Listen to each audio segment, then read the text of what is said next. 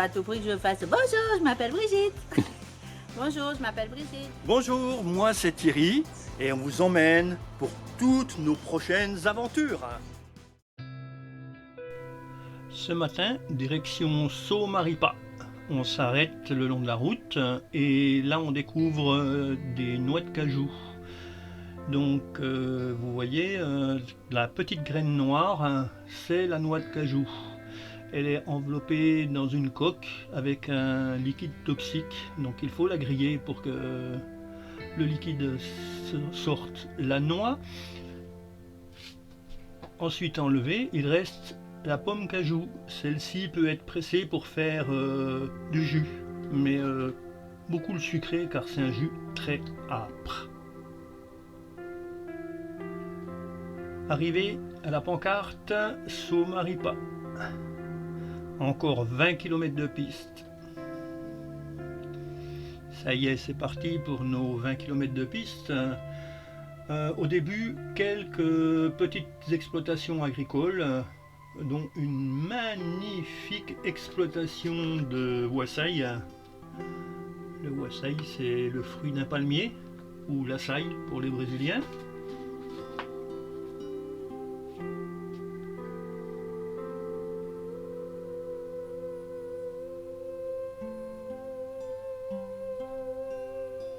Quelques petits ponts, donc des arrêts obligatoires pour voir la multitude de poissons.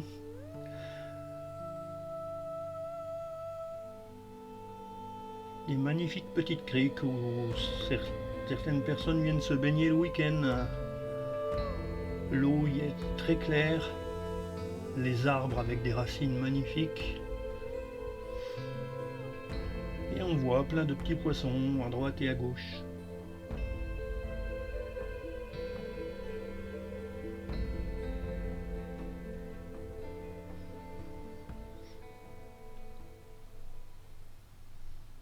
Arrivé au saut, donc à notre droite, le saut est barré, c'est un terrain militaire. Vu les couleurs du panneau, je pense la Légion. C'est ici, surtout en face, que démarrent les départs pour l'orpaillage clandestin sur l'Oyapock. Autant côté français que côté brésilien.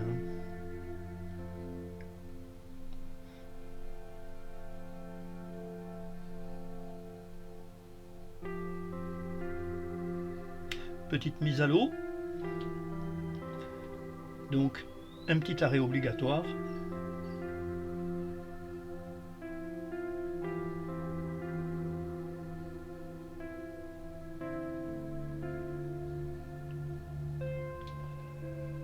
Alors pour remonter l'Oyapock, il faut passer le Saut et ensuite c'est quand même une rivière, un fleuve où il y a beaucoup de roches.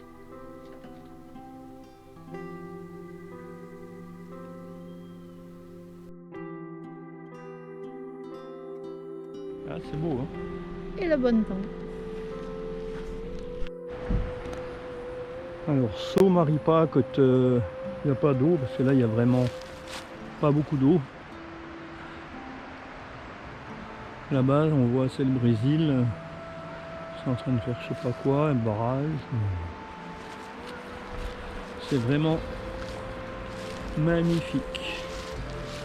On va partir sur la gauche, si je me casse pas la figure. Et j'espère aller vers les petits coups de canne par là-bas. Voilà. Ben, par là-bas et puis partout. Hein. Magnifique, magnifique, magnifique. Magnifique, magnifique. Oh, magnifique.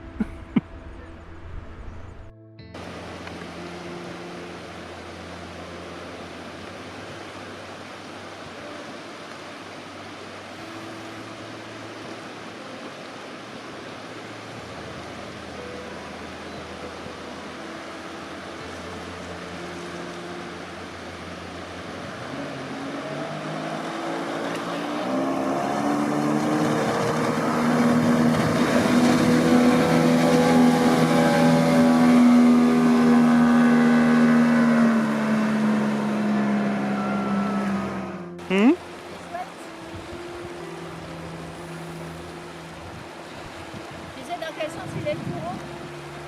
Là. Ouais, Oui, parce qu'il fait un... regarde. Il tourne comme ça. Tiens, attends, je vais essayer de te mettre la tête sous l'eau.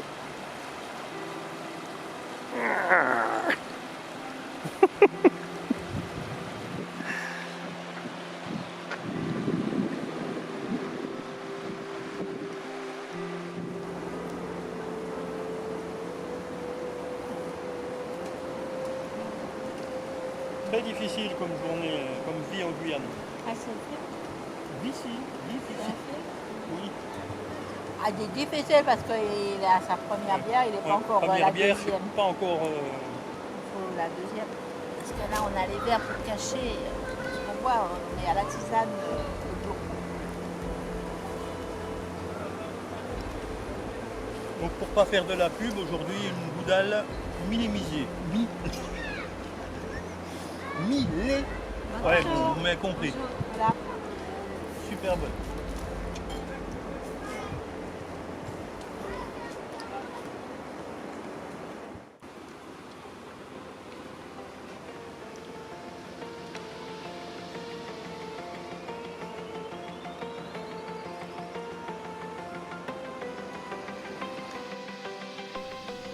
Je tente de prendre un Aymara, mais 2 décrochages dus à un hameçon trop petit. Une fois que j'ai changé l'hameçon, j'ai plus de touche.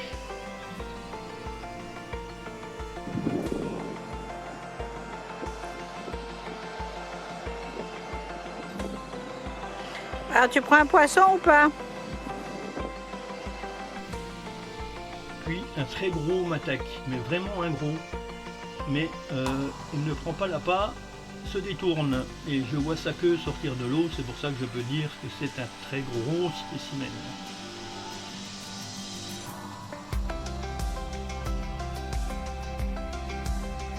De retour à la voiture, nous voyons sur les roches des polissoirs amérindiens. Donc c'est quand même génial de voir que ces polissoirs ont 1000, 2000, 3000 ans, voire plus. Donc là essentiellement des polissoirs pour les flèches et les haches.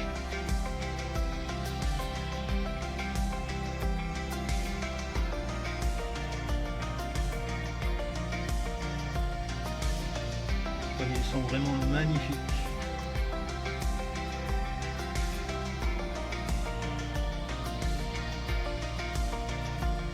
Il devait vraiment y avoir du monde.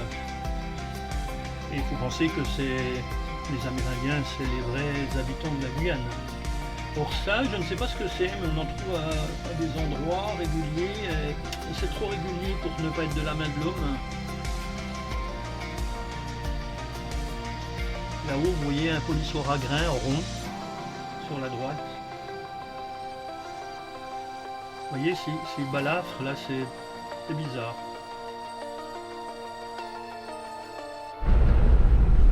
Là, ils organisent des descentes en rafting. C'est leur camp de base.